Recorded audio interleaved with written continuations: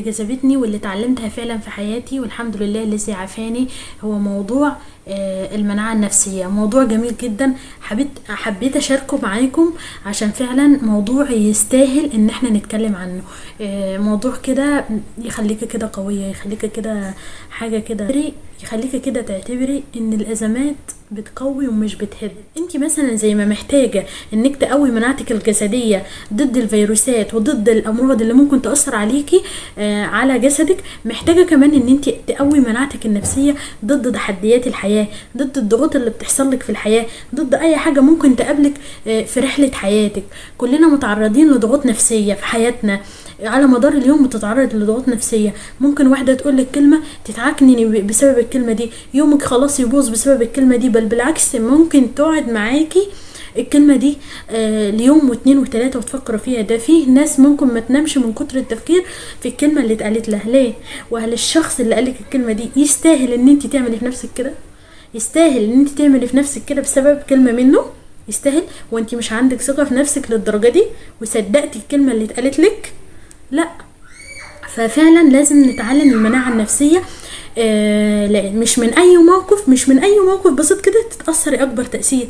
دي الناس اللي عندها هشاشة نفسية، من اتفه شخصة بيوقعها وقعة كبيرة قوي، من اقل موقف بتتأثر تأثير كبير قوي، من اقل حاجة كده بسيطة بتتوجع جامد. النفسية دي بقى عبارة عن الافكار والمعتقدات اللي بيبص بيها الشخص للأحداث والمواقف والأشخاص، أو طرق التفكير اللي بتخلي الشخص يفكر في الموقف اللي حصل له بطريقة ما تهدهوش، بيفسر الأمور بطريقة ما تهدهوش. تمام.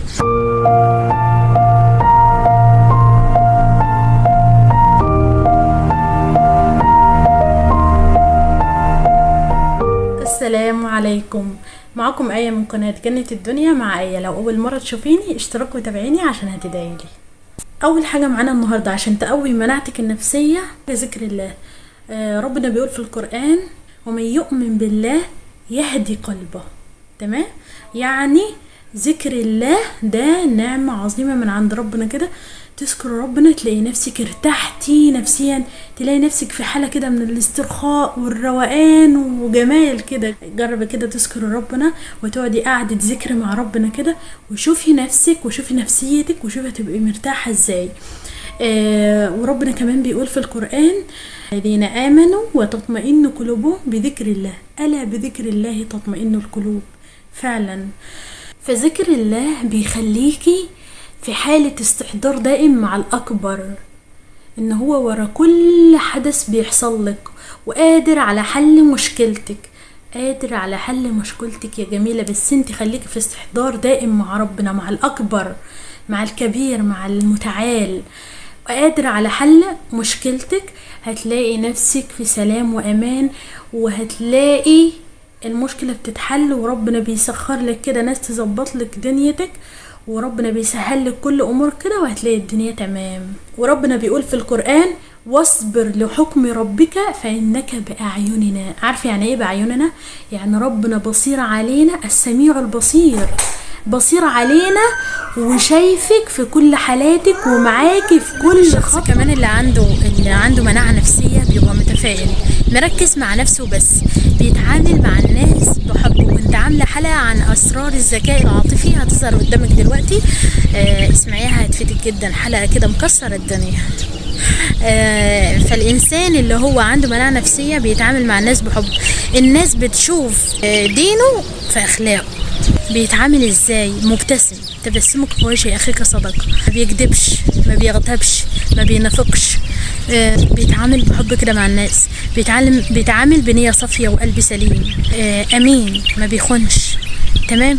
بيقدر اي شخص بيعمل معاه حاجة حلوة، لا بيعمل معاه اكتر من اللي هو عمل معاه، وبيقدر حاجة زي كده.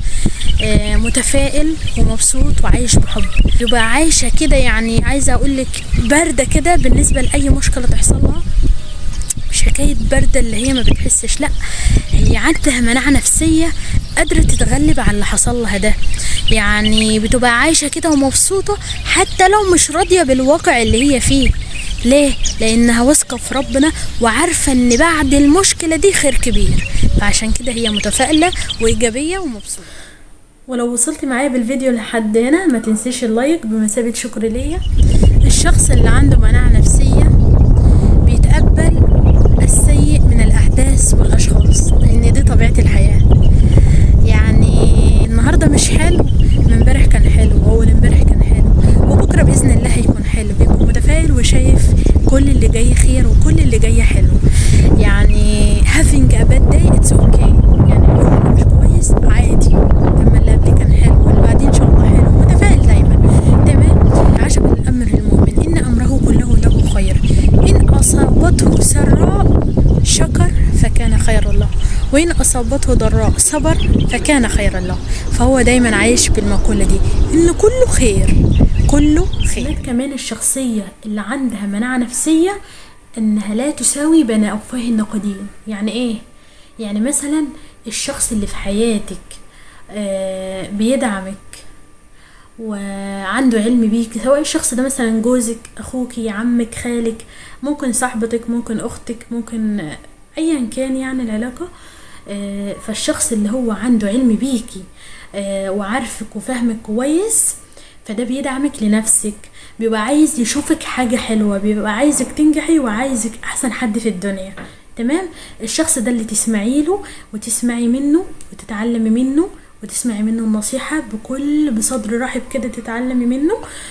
ده الشخص فعلا اللي عايزك حاجة، ده الشخص فعلا اللي بيقولك لا انت ماشية غلط، امشي صح، لا ما تعمليش ده، لا اعملي ده. ده اللي تسمعي له، وده اللي تحمدي ربنا عليه وان ربنا سخرهولك في حياتك، ان هو يظبط لك. ما تسويش بقى بين الشخصية دي وبين شخصية تاني بقى بتنتقد نجاحك، بين شخصية تاني بينك وبينها مشاعر سلبية وغيرة من ناحيتك. هي الموضوع موضوع نفسنا كده، اللي هي بتنتقدك في نجاحك، يعني بتقولك انت ناجحة كده ليه، لا ما تنجحيش، مش عايزة تشوفك احسن منها، مش عايزة تشوفك حاجة حلوة. فاهماني؟ مش شخص بيحبك وبيدعمك لمصلحتك، مش لمصلحته، لا ده شخص بينتقدك لنجاحك عشان انت ناجحة وعشان انت مركزة مع نفسك قوي. تمام. الشخص الاول اللي بيدعمك ده اللي تسمعي له، وده اللي تتعلمي منه، وده اللي تاخدي منه النصيحة، مش اي حد. انما الشخصية التانية ده لغو، فاعرض عنها، كبري دماغك، بصي ما تشغليش بالك بيها. تمام. لان الشخصية دي يعني الكلام الانتقاد والكلام اللي هي بتقوله ده لغو، واحنا نعرض عنه، والذين هم عن اللغو معرضون. ومن الشخص اللي عنده مناعة نفسية يبقى مدرك ان الألم ده فيه حكمة من الألم ده. اي حاجة ربنا بعتها برسالة، بيعتبر ان الألم ده رسالة من ربنا ليه، بتقول له غير الاتجاه، بيعتبرها تحدي وبيحاول يتغلب عليها. يعني مثلا تخيلي كده التحدي ده حاجة كده قدامك ونفسك قدامك، تخيلي بقى نفسك التحدي يتغلب على نفسك ولا انت تتغلب على التحدي. فهو الانسان اللي بيبقى عنده مناعة نفسية بيبقى مدرك ان الألم ده في حكمة من الألم. يعني ربنا ما بيجيبش حاجة كده وخلاص، لا، عشان يعلمك منها حاجة، عشان تتعلمي منها درس. تمام يا جميلة.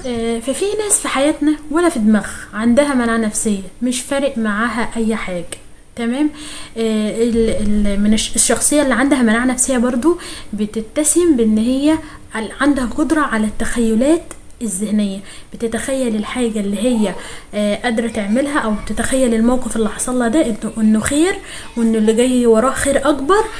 ودايما بتتعامل مع اي موقف يحصل لها بتتعامل معاه بإيجابية، بتتعامل مع الموقف اللي يحصل لها بإيجابية. تمام. عشان كده هي راضية ومطمنة وسعيدة ومبسوطة ومرتاحة نفسيا وعايشة روقان. تمام. يا رب الفيديو يكون عجبكم، ما تنسيش اللايك لو عجبك الفيديو. تمام. وما تنسيش تشيري الحلقة عشان توصل للدنيا كلها. ويا رب تكون خلاص بقى ارتحتي كده نفسيا وتظبطي مناعتك النفسية. اسمعي الحلقة تاني واكتبي اللي انا قلته، عشان الكتابة وربنا اقسم بالورقة والقلم نون والقلم وما يسطرون. لما تكتبي المعلومة هتثبت في دماغك اكتر، المعلومة هتفضل في دماغك لوقت اطول، فهتبقى متذكراها دايما، فلما يحصلك اي حاجة تفتكري ازاي تتعاملي ازاي مع الموقف اللي يحصل لك. تمام. السلام عليكم ورحمة الله وبركاته. سلام.